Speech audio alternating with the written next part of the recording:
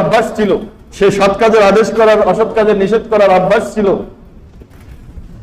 সে আল্লাহ পাকের রাস্তায় জিহাদ করার অভ্যাস ছিল, সে দাওয়াত ও তাবলীগের মেহনত করার অভ্যাস ছিল, সে জিকির করার অভ্যাস ছিল, সে লেখালেখি করার অভ্যাস ছিল।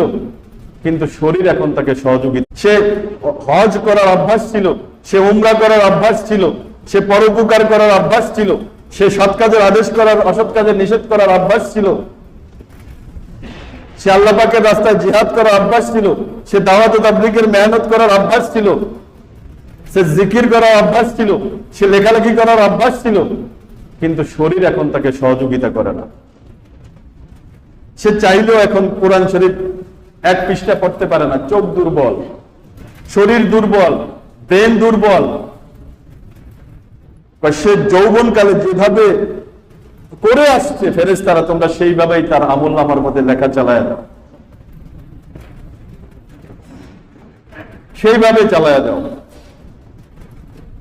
এক চুল পরিমাণও যাতে ব্যতিক্রম না ঘটে। সে গোটা জীবন তাহাজ্জুদ পড়েছে, এখন পারে না। লিখতে থাকো তাহাজ্জুদের সওয়াব। গোটা জীবন সে দৈনিক 5 পারা করে কোরআন শরীফ পড়েছে,